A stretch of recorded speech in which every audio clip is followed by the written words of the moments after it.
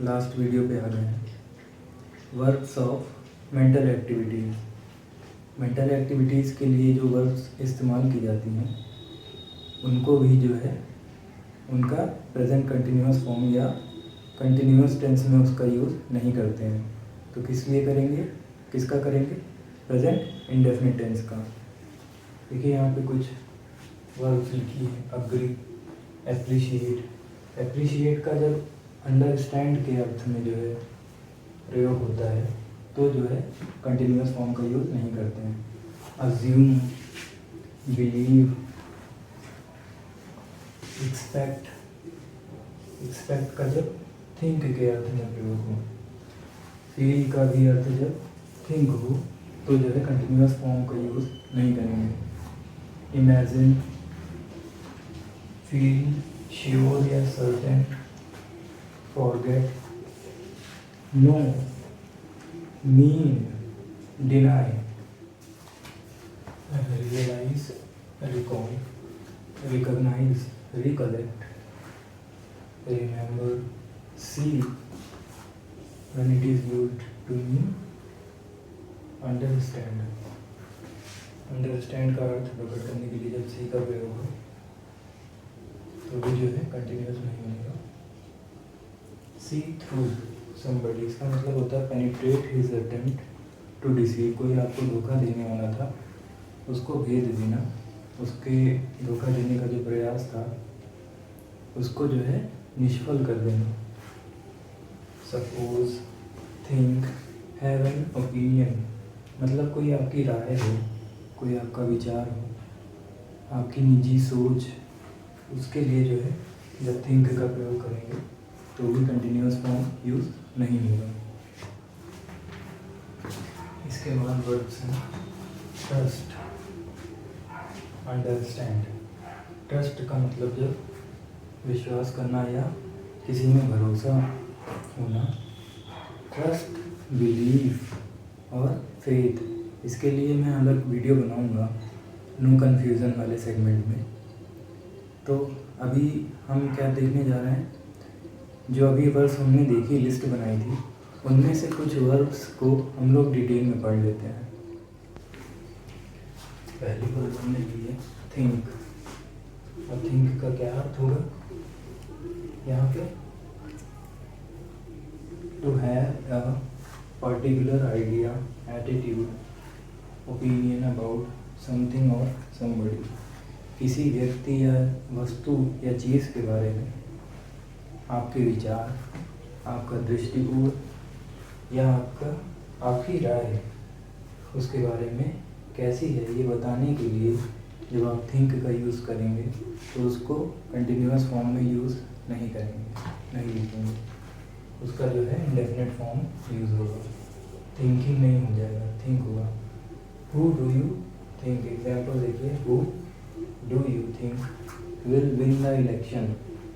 चुनाव हुए, अब कोई आपसे पूछ रहा है क्या लगता है कि कौन जीतेगा, तो ये लगने वाली जो वर्ड होगा, लगता है, बताने के लिए आप थिंक का यूज़ करेंगे। हु मतलब कौन,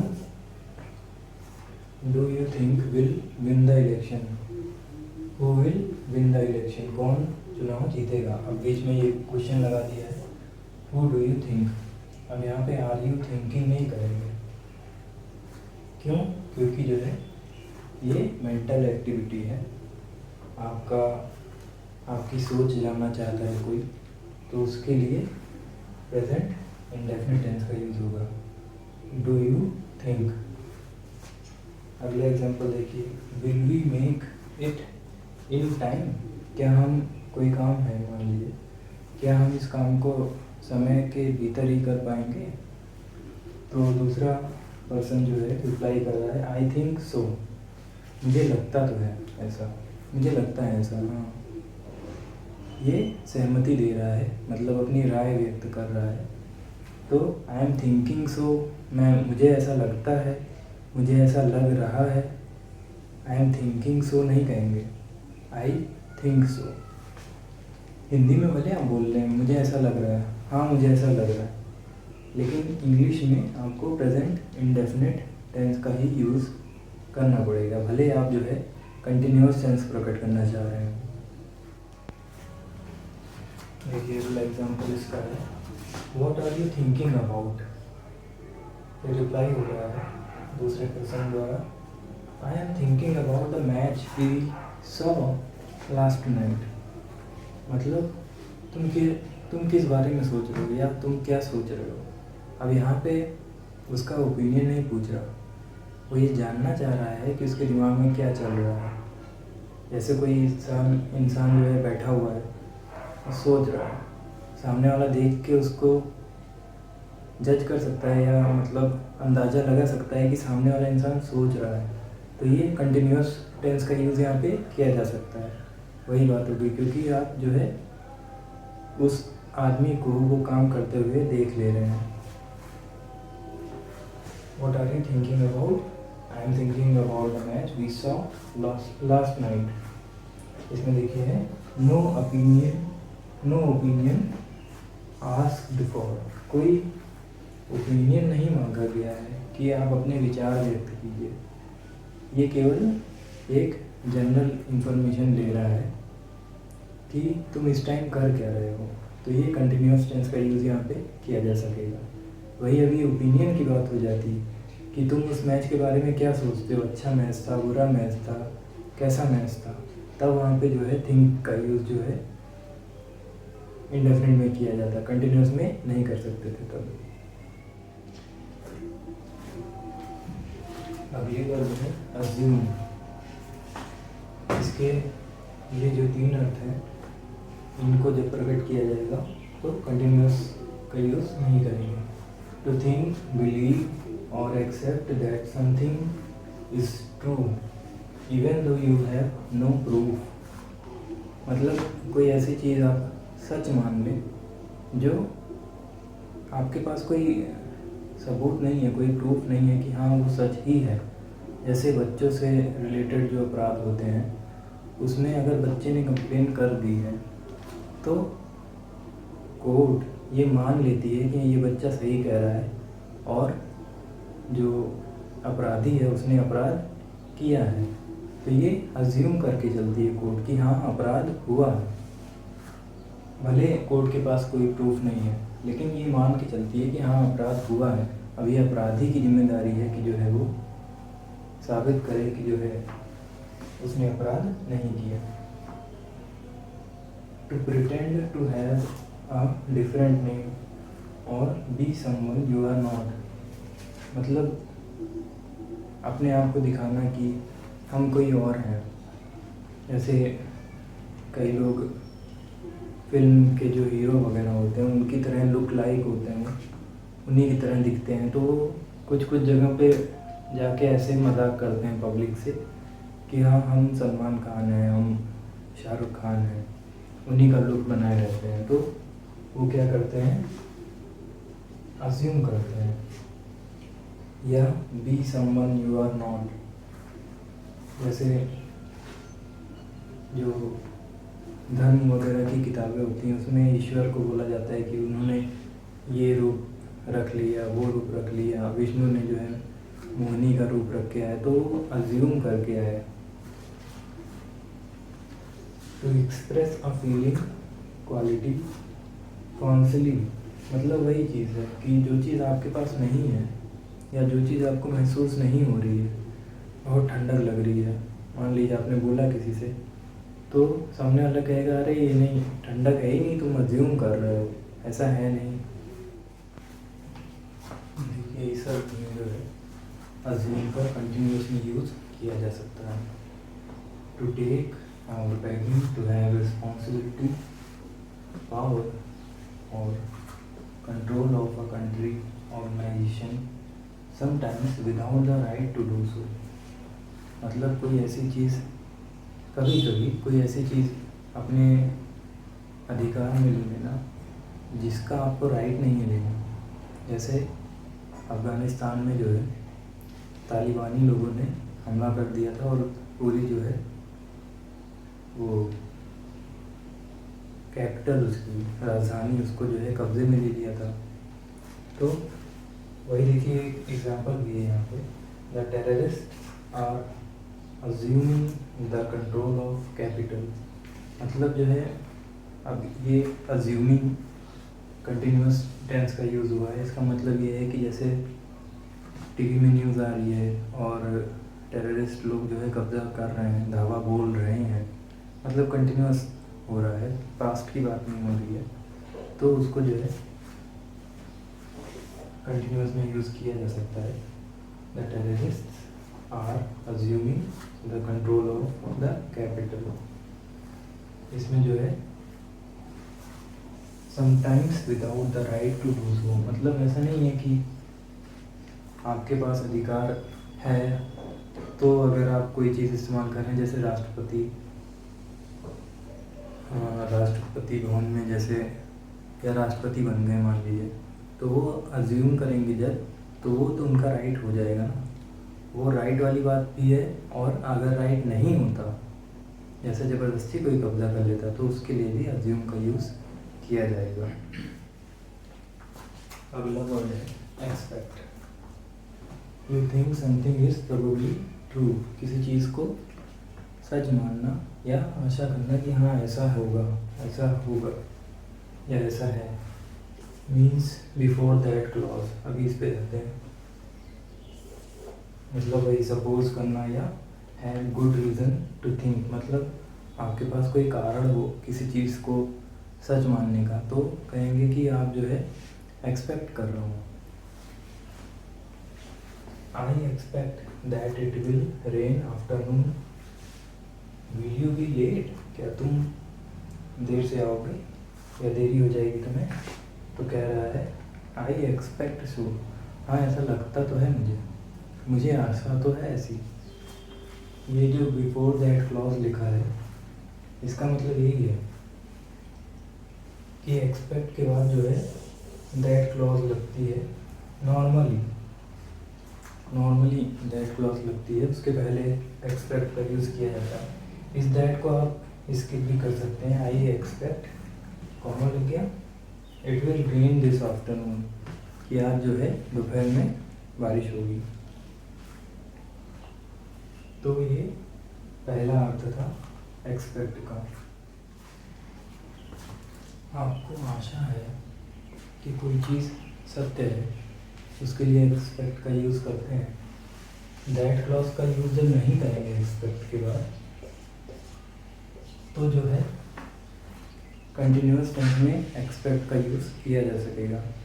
कैसे होगा अभी हम लोग एग्जांपल में देख लेंगे उसको, कि कब जो है कंटिन्यूअस का यूज़ किया जाएगा। अच्छा, ये दो वर्ड हैं एक्सपेक्ट और होप, इनको ज़रा देख लीजिए। एक्सपेक्ट का मतलब होता है अ मैटर ऑफ थिंकिंग, आपके दिमाग से आप सोच विचार के कोई चीज़ अगर कर रहे हैं, मतलब किसी चीज़ की आशा कर रहे हैं, तो उसके लिए वर्ड यूज़ होगा एक्सपेक्ट। आप जैसे मान लीजिए खेलने गए कहीं और आप जो है बहुत अच्छा नहीं खेल पाए, तो क्या आप करेंगे कि हाँ हो सकता है कि मेरा सिलेक्शन ना हो। आप एक्सपेक्ट कर रहे हैं कि आपका सिलेक्शन ना हो, बुरा भी हो सकता है, लेकिन होप जो है हमेशा ऐसा ही होता है। आप होप करेंगे कि मेरा सिलेक्शन हो जाए, भले आप नहीं अच्छा खेलें, फिर भी आप होप कर रहे हैं कि आपका सिलेक्शन हो जाए। लेकिन आप एक्सपेक्ट क्या कर रहे हैं कि यार मैंने बहुत ख़राब खेला है, हो सकता है कि मेरा सिलेक्शन ना हो। तो आप एक्सपेक्ट ये कर रहे हैं कि आपका सिलेक्शन ना हो, ये अच्छी चीज़ नहीं है। और आप होप कर रहे हैं कि काश हो जाए। तो ये फ़र्क है दोनों में। होप मैटर ऑफ थिंकिंग तो होता है, बट मोर इमोशनल होता है, मतलब आपकी भावनाएं उसमें जुड़ी होती हैं। आप चाहते हैं कोई चीज़, तो उसके लिए होप का यूज़ करते हैं। और आपने कैलकुलेशन की कि हाँ ऐसा हो सकता है, तो उसमें जो है आप यूज़ करेंगे एक्सपेक्ट का, कि एक्सपेक्ट कर रहा हूँ कि हाँ ऐसा हो जाएगा। और होप आप यूज़ करेंगे कि कोई बढ़िया चीज़ हो जाए, जो आप चाहते हो दिल से कि आपके लिए हो जाए, तो उसके लिए यूज़ करेंगे होप।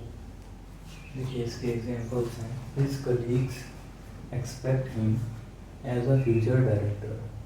उसके जो सहकर्मी हैं वो उसे फ्यूचर डायरेक्टर के रूप में देखते हैं, आशा करते हैं कि वो फ्यूचर डायरेक्टर बन जाएगा।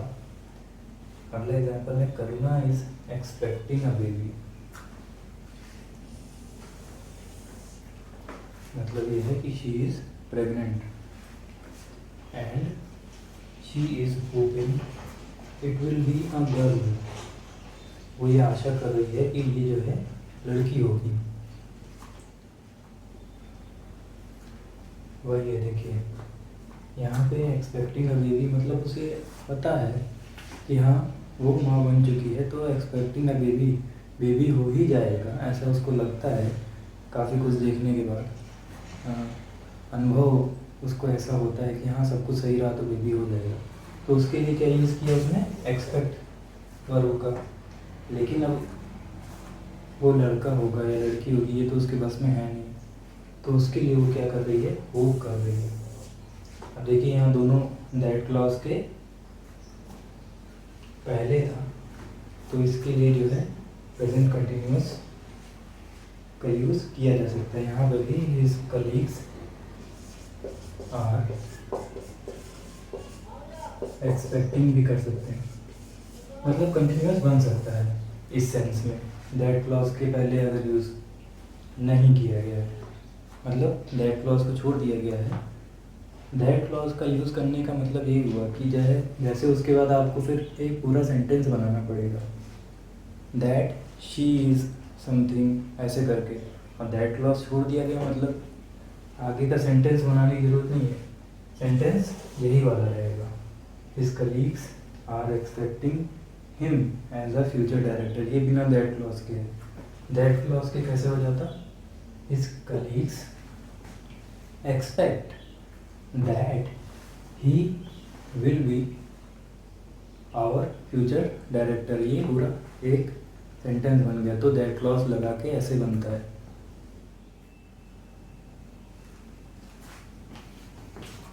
देखिए यहाँ पे 4 सेंटेंस लिए हैं। I expect to hear from her, मुझे मतलब ऐसी आशा है, मेरा ये गणित, मेरा ये कैलकुलेशन कहता है कि वो ईमेल करेगी। तो आई एक्सपेक्ट कर दिया मैंने, मैं आशा करता हूँ, मैं उम्मीद करता हूँ, मतलब मुझे पक्का पता नहीं है शायद वो करे या ना करे, तो वहाँ पे होप कर दिया मैंने, I hope to hear from her, I am waiting to hear from her, मैं इंतज़ार कर रहा हूँ, मतलब मुझे ज़रूरत है, या कह लें कि अब तक आ जाना चाहिए था उसका मेल, लेकिन अभी तक नहीं आया, तो उसके लिए वेटिंग हो जाएगा। I am looking forward to hearing from her, अब लुकिंग फॉरवर्ड का मतलब होता है खुशी से किसी चीज़ का इंतज़ार करना, तो उसके लिए लुकिंग फॉरवर्ड कर देते हैं विद प्लेजर। अच्छा, जो अभी हम लोग दैट क्लॉज वाला पढ़ रहे थे, उसमें दैट क्लॉज का यूज़ कैसे करते हैं उसके लिए परेशान ना होइएगा, प्रोनाउन वगैरह पढ़ेंगे तो उसमें डिटेल में पढ़ा जाएगा। अगला जो है verbs expressing feelings and emotions, इनका भी यूज़ जो है कंटिन्यूअस में नहीं किया जाता। ये वर्ब्स कौन कौन सी होती हैं, admire, means respect, adore, doubt, appreciate. Appreciate का यहाँ क्या अर्थ है, किसी चीज़ को महत्व देना, प्रशंसा करना, वैल्यू देना। केयर फॉर, लाइक के होते हैं, desire, detest, dislike, fear, hate, like, लोथ, लव, प्रेफर, माइंड, केयर के होते हैं, respect, respect, value, want, wish. ये ऊपर में नंबरिंग करना भूल गया था, ये ई है, उसके पहले वाला आप लोग कर लीजिएगा। वर्ब्स ऑफ पोजेशन, ये 4 हैं, बिलोंग, ओ, इसको सही प्रोनाउंसिएशन इसका है आउ, इसका है आउन, ओन ओन सब कहते हैं, मैं भी ओन ही यूज़ करूँगा। आउ, आउन, पजेश। इसके एग्जांपल हैं, how much do I owe you, मैं तुम्हारा कितना उधार हूँ या ऋणी हूँ। Do you own this house और डू यू रेंट इट? क्या ये तुम्हारा निजी घर है, मतलब क्या तुम इस घर के मालिक हो या किराए पे लिए हो। This island belongs to India. ये जो आइलैंड है ये इंडिया का है। He possesses 3 shotgun without licence. वो 3 बंदूक रखे हुए हैं बिना लाइसेंस के, या 3 बंदूक धारण किए हुए हैं या रखे हुए हैं। उसके लिए क्या है, वर्ड possesses इंडेफिनिट में यूज हुआ है। अब यहाँ पे नोट लिख लीजिए, emphasize the idea of change और डेवलपमेंट। मतलब आपको ये दिखाना है कि ड्रास्टिक चेंज हो गया, बहुत तगड़ा चेंज हो गया, तेज़ चेंज हो गया कोई चीज़ जो आपकी आशा से ज़्यादा जल्दी चेंज हो गया है, ऐसा कुछ दिखाना चाह रहे हैं आप। तो जो अभी तक हम लोग पढ़े हैं कि उनका जो है कंटिन्यूस नहीं बनता, उनका भी बना दिया जाता है। देखिए कैसे, the water taste better today. पानी जो है आज बढ़िया टेस्ट दे रहा है। ये नॉर्मल सेंटेंस है, इंडेफिनिट नहीं बनेगा। लेकिन अब इसी जो चेंज है कि आज जो है पानी बहुत ज़्यादा बढ़िया टेस्ट दे रहा है, तो पुराने वाले से चेंज हुआ। पहले उतना अच्छा नहीं था, अब जो है बहुत अच्छा टेस्ट देने लगा है। तो इसको दिखाने के लिए हमने क्या कर दिया, कंटिन्यूस का यूज़ कर दिया। ये एक तरह से एक्सेप्शन कह लीजिए आप, या अलग से नोट बना के रख लीजिए कि विशेष परिस्थितियों में कि आपको दिखाना है कि बहुत ड्रास्टिक चेंज हो गया, बहुत तगड़ा चेंज हो गया है कोई चीज़, तो वहाँ पे जो है कंटिन्यूस टेंस का यूज़ कर देंगे। भले वो वर्ब जो है नॉन कंटिन्यूस वर्ब्स हो, जैसे टेस्ट जो है नॉन कंटिन्यूस वर्ब है, लेकिन उसका जो है यूज़ कंटिन्यूस में कर दिया जाएगा। अगला है नीड, वांट, मीन और हियर। ये 4 वर्ब्स ऐसी हैं जिनका यूज़ जो है प्रेजेंट परफेक्ट और फ्यूचर टेंस में कंटिन्यूस वर्ब के रूप में प्रयोग किया जा सकता है। एग्जाम्पल देखिए, I have been wanting to go Australia for years. मैं बहुत सालों से जो है चाह रहा हूँ कि ऑस्ट्रेलिया जाऊँ। I have been hearing all about your accident. मैं तुम्हारे एक्सीडेंट के बारे में सारी बातें जो हैं सुन रहा था। मतलब तुम्हारे एक्सीडेंट के बारे में सारी बातें मुझे सुनाई पड़ रही थी। अब यहाँ पे वो वाला हियर नहीं यूज़ होगा कि ये नॉन कंटिन्यूस हो जाएगा। यहाँ पे कंटिन्यूस यूज़ जो है सही है। वो जब आप ये परफेक्ट कंटिन्यूस टेंस पढ़ेंगे तो उसमें और क्लियर हो जाएगा कि परफेक्ट कंटिन्यूस टेंस का यूज़ कैसे करते हैं। बीते हुए टाइम से लेके बोलने के टाइम तक के अर्थ को प्रकट करने के लिए कंटिन्यूस, परफेक्ट कंटिन्यूस का यूज़ किया जाता है। अभी आपको खाली हल्का सा बता रहे हैं। तो उसमें जो है हियर का यूज़ किया जा सकता है। हियर, वांट, मीन और नीड, इन चारों का यूज़ भले ही नॉन कंटिन्यूस वर्ब्स हैं, फिर भी इनका यूज़ जो है प्रेजेंट परफेक्ट में, प्रेजेंट परफेक्ट कंटिन्यूस में और फ्यूचर टेंस के कंटिन्यूस टेंसेस में किया जा सकेगा।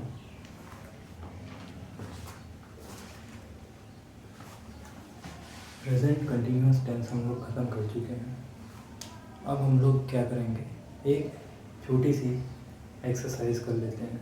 इसके आंसर्स आपको डिस्क्रिप्शन में मिल जाएंगे, लेकिन उनको देखने से पहले आप जो है कॉपी में नोट करके इसको खुद सॉल्व करने का प्रयास कीजिएगा। यहाँ मैंने नंबरिंग कर दी है ताकि इसके आंसर्स आपको दें तो उसमें आप पहचान सकें। विष्णु बोलता है, विष्णु और मीरा की बीच में बातचीत हो रही है। विष्णु बोलता है lunch will be ready in a minute. We यहाँ पे ब्लैंक है, सूप। अब इस ब्लैंक में आपको यहाँ पे मैंने हैव लिख दिया है। अब हैव को भरना है या तो आप प्रेजेंट कंटिन्यूअस फॉर्म में यूज़ इसको भरेंगे या प्रेजेंट इंडेफिनिट फॉर्म में इसको भरेंगे। अगला है Meera it blank good, verb है स्मेल। इसको भी आप जो है या तो प्रेजेंट इंडेफिनिट में भरेंगे या प्रेजेंट कंटिन्यूअस में। अगले दो सेंटेंस हैं, ये दोनों विष्णु में बोले हैं। Kavita dash it to see if it dash more salt. पहले वाले ब्लैंक में आपको जस्ट और टेस्ट वर्ब है, जस्ट जो है एडवर्ब है, इसको जो है यूज़ करके सेंटेंस बनाना है। और दूसरे ब्लैंक में आपको नीड वर्ब का यूज़ करना है। इसके बाद कहता है Vishnu I am afraid she blank it does, इसमें आपको थिंक का यूज़ करना है।